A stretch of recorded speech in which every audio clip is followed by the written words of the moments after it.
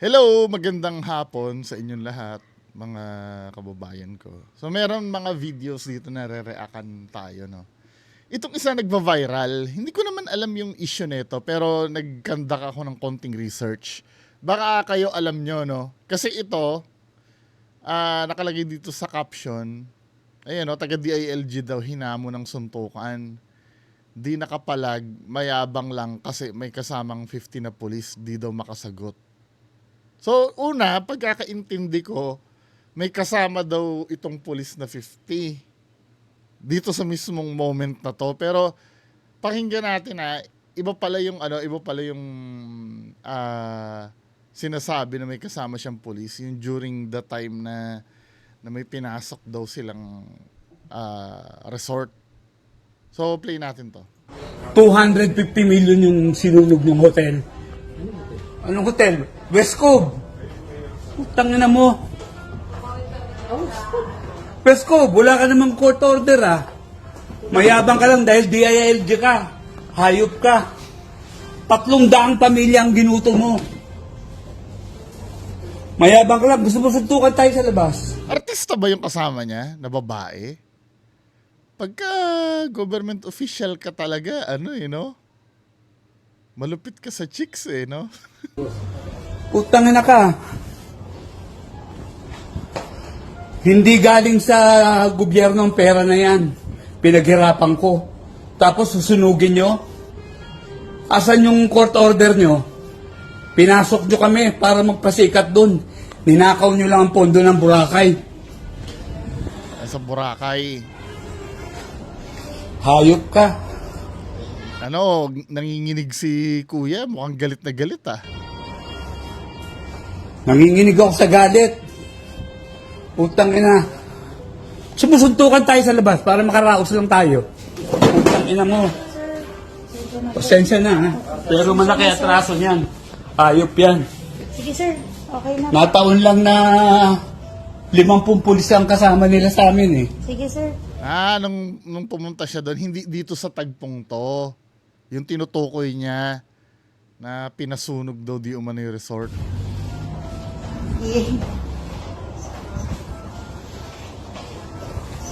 Sige sir. Di ba si Aubrey Miles yung kasama niya? Madalas ako rito pero Ulitin nga natin, mukhang si Aubrey Miles yung kasama 250 million yung sinunog ng hotel. Anong hotel? West Cove.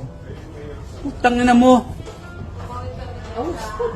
West Cove, wala ka namang court order Mayabang ka lang dahil DILG ka. Hayop ka. 300 pamilya ang ginuto mo. Mayabang ka lang. Hindi ba si Aubrey Miles to? Tingnan natin itsura ni Aubrey Miles ngayon. Aubrey Miles, talaga natandaan ko pa. Hindi nag-guess kasi somewhere yan recently. Aubrey Miles. Hindi ba siya yan? Kaya lang kasal siya kay di ba, kay Troy Montero. Pero medyo ito one day ago payat si Aubrey Miles. Kamukha lang siguro, no? Kasi medyo chubby-chubby itong kasama ni DILG dito Ayan, pero kamukha ni Aubrey Miles, di ba? Ay, hindi. Mukhang medyo payat-payat din. Siya ba yun? Anyway, di ba? Move on tayo. Dito sa dito sa video kasi na to, sinearch ko yung tinatawag niyang West Cove sa Boracay. So ito yung resort na pinasara before dahil sa violation daw. Ito yun Panoorin natin Nachismis pa nga na pag-aari ni Pacquiao yun Makailang ulit na pong binalikan ng Filon ngayon ang Boracay Island para sa malawakang magpapatupad ng 25+5 meters easement rule. At magandang balita nga po dahil... Wait ito ay ilang years na nakakaraan ito? 11 years ago. March 2014, di ba? Matagal-tagal na rin na nangyari yun. 93% na ang mga sumunod At ang kontrobersyal na Boracay West Cove Resort, ayun, Yun yung tinutukoy. tinibag na nga. Ngunit, baka may panibagong hamon na naman po ang resort na ito sa pamahalaan. Narito ang special report. Ayan ang kalakaran dito. Tayo mo muna, tsaka ka bibigyan ng permit. At ito nga ang ginawa niya kaya naitayo ang Boracay West Cove Resort na nireklamo naman lalo na ng mga Ganda sana, no? Ganda, oh. locals doon. Meron parang hindi nagagalaw ni kaprasong hollow blocks doon sa sabi nilang mother of all violators na West Cove. Di ba nakakasama ng loob? Kung ikaw ay magtatayo ng negosyo o magbubuo ng negosyo, kailangan mo ng business at mayor's permit. Kung ikaw naman magtatayo ng estruktura, kinakailangan mo ng building permit. At kung ang iyong negosyo ay may implikasyon sa ating kalikasan, kinakailangan mo ng DNR. Environmental Compliance Certificate gaya nga ng mga resorts dito sa Boracay. Pero, itong Boracay West Cove, iba to its. Walang building permit, walang occupancy permit, walang mayor's permit, walang business permit, at wala ding ECC pero patuloy ang operasyon na para bagang walang mali. So ito yung siguro yung kaboses niya yung naghamo ng suntukan eh.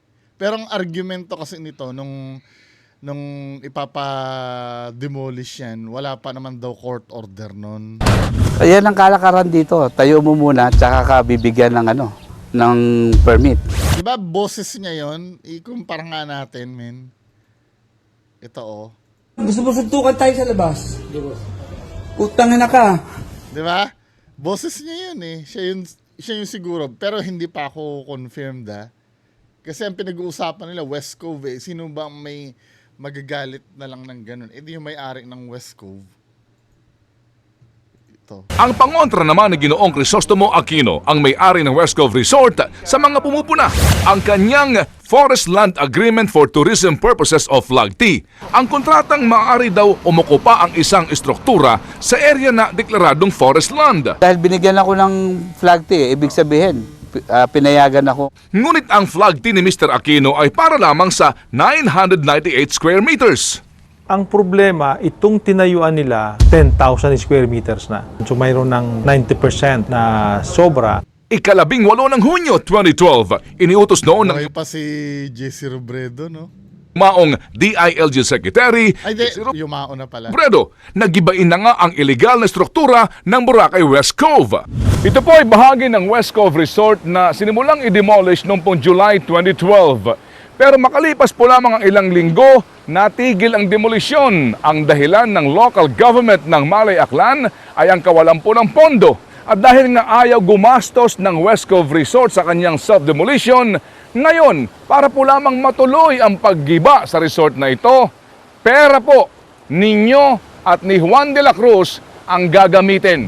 Matapos ngang kalampagin ang kinauukulan, sa wakas, nitong 6 ng Pebrero 2014, muling nagsimula ang gibaan sa Sayang West yung Cove. structure, ano? At ito na ang itsura ng West Cove ngayon.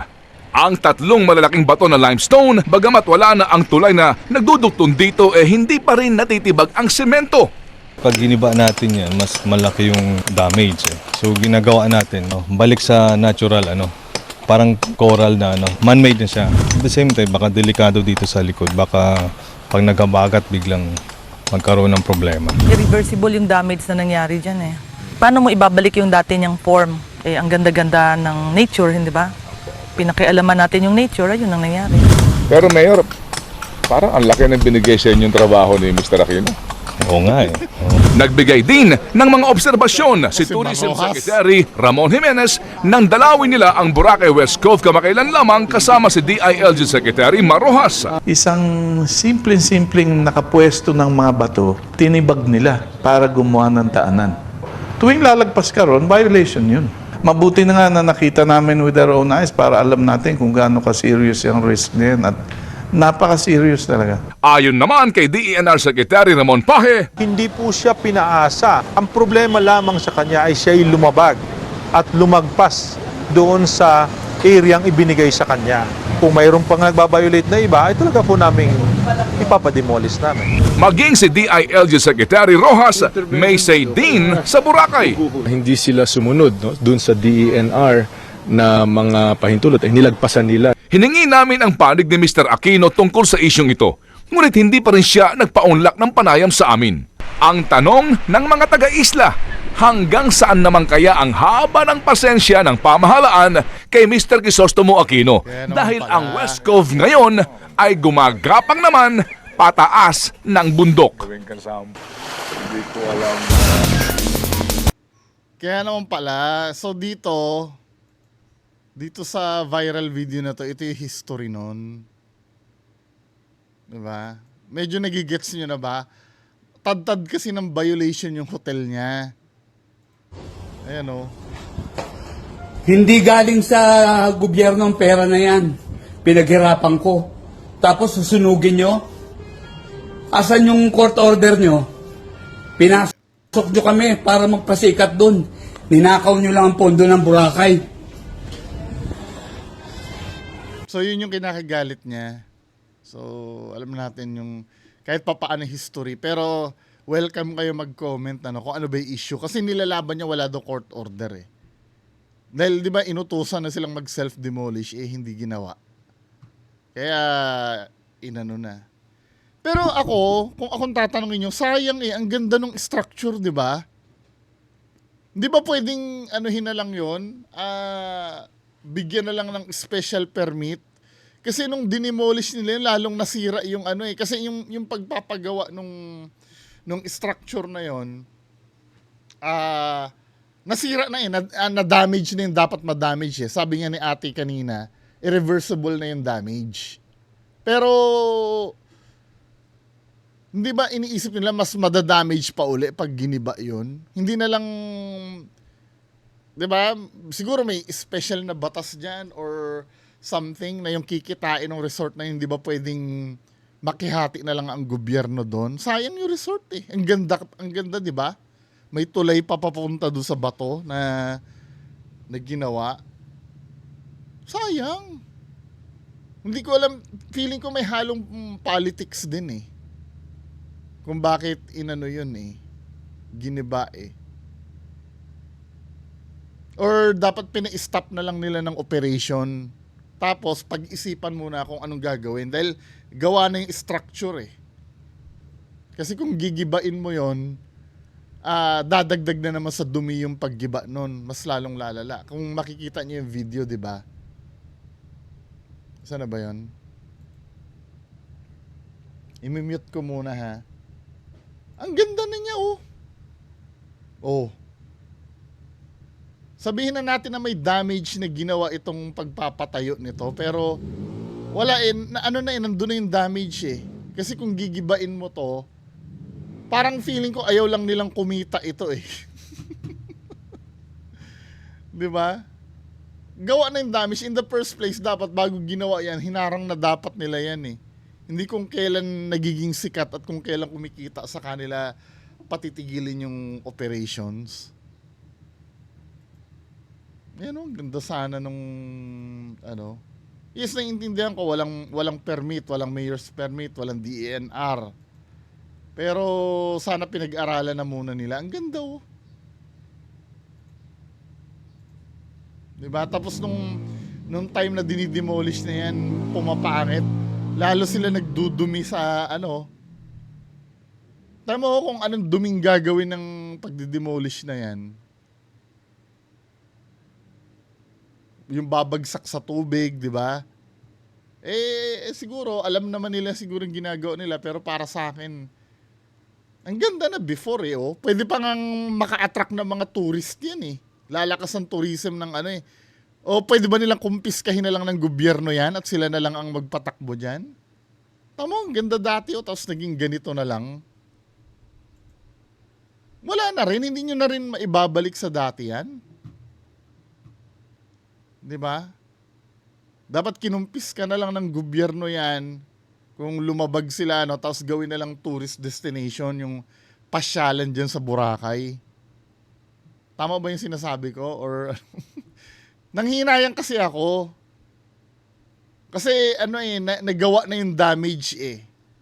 Kahit ipagiba mo yan, hindi na maibabalik. Anyway, proceed tayo doon sa susunod na na video.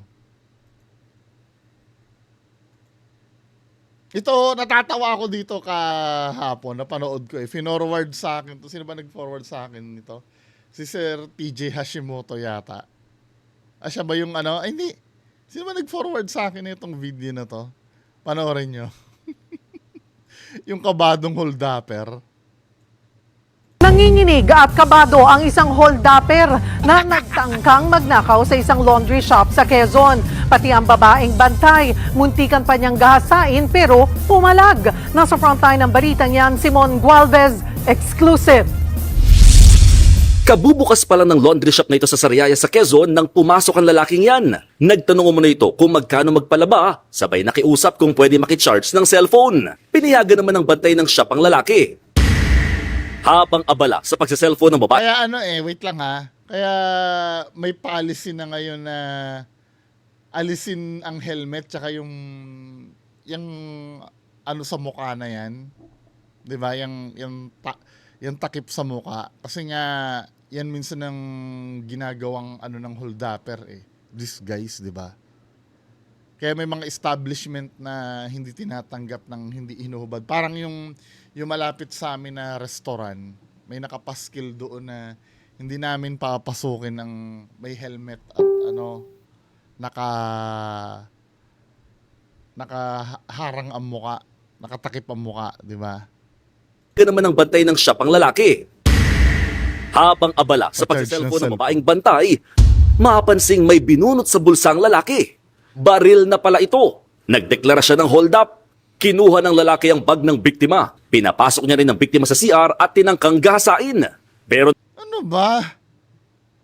nang mapansin ng biktima na nanginginig ang sospek at tila kabado, pumalag na siya. Nagpambuno ang dalawa sa banyo.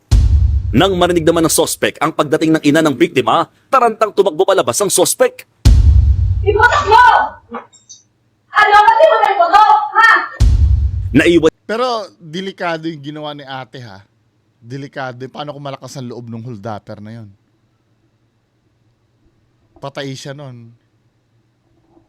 Dapat hindi rin ginagawa yon ha.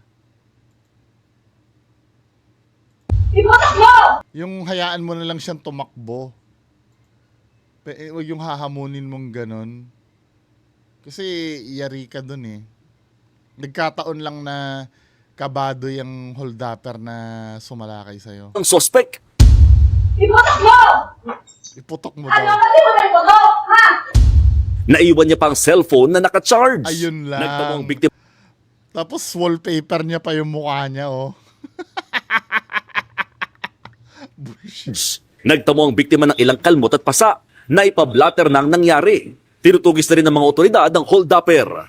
Nagbabalita mula sa frontline. Mon Gualvez, News 5. Mga kapatid, Cheryl Cosim po.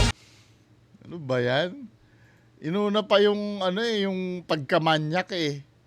Dapat kasi pagka hold up na ganyan, mabilisan dapat yan. Ito hold up oh. Ibigay sa akin ng pera. Pagbigay ng pera, sabay layas. 'Di ba? Huwag nang mag-charge ng cellphone doon eh, putya. Naiwan pa tuloy yung ebidensya. Siguro maganda si ate, nalib si holdapper. Diyos ko naman. Next, ano na naman to? Ano na naman to?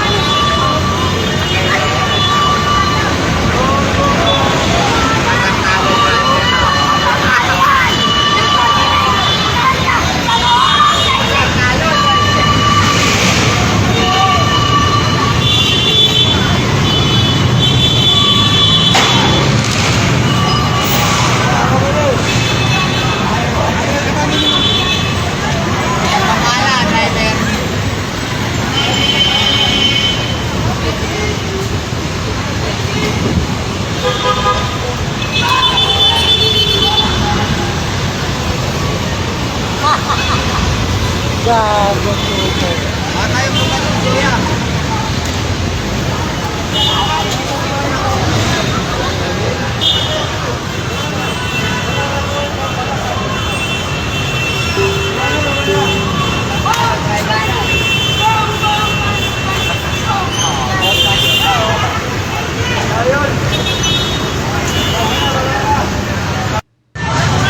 Feeling ko hindi naman siya para sa I don't know, yung siya mismo magbe-benefit na gagawin niya. Kasi ang caption dito, si ate naman nag-reels pa sa ibabaw ng jeep. Pero feeling ko halatang papansin lang talaga siya eh. Hindi naman yun siguro dahil may vlog siya na magko-content siya ng ganyan. Kasi marami nagvi-video sa kanya eh. Talagang papansin lang talaga. Ano bang nangyayari sa Pilipinas, no? May ano ba to? May page ba to si ate? Na ipopost niya yan? Pababa ang level ng ng Pinoy sa social media, you know?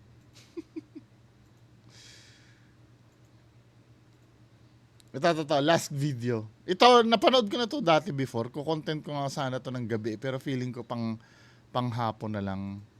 Ito, yung matagal na to, di ba? Matagal na to. Panahon pa yata ni Duterte to eh.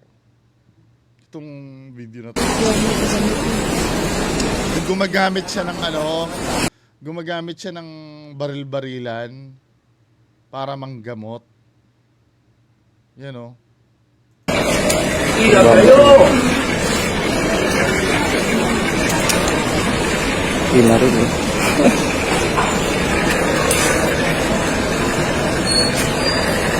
Binaril ang sakit eh, no?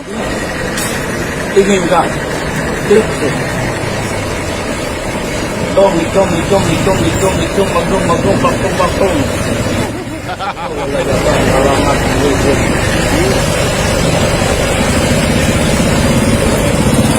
Ako, yung mga faith healer na nag-oorasyon na yun, talagang seryoso sa ginagawa nila. Medyo kaya ko pang palusutin eh. Pero yung ganito, men.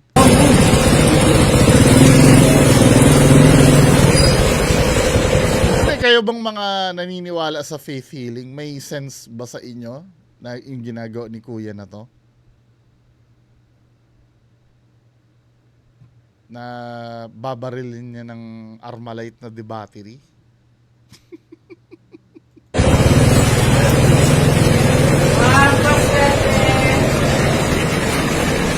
Wala na siyang taka.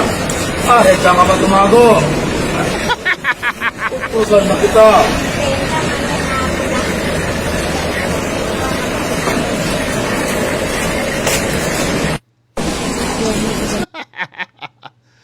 To be fair, hinanap ko sa Quiapo ba to? Hinanap ko ito nung pumunta ako ng Quiapo eh. Kaya lang nung time na yun, Biyernes Santo nung time na yun. Kaya hindi, hindi, Thursday yata ako pumunta nun dahil pinablish ko yung video. Biyernes Santo, di ba? Walang masyadong mga ganyan dun eh. Pati yung mga anting-anting dun, wala rin ako makita nung time na pumunta kami dun eh. Pero kayo, no, kung iniisip nyo pa rin na nakakagaling sa inyo. Kasi yung placebo kasi na tinatawag, wala namang pinipili yan eh. As long as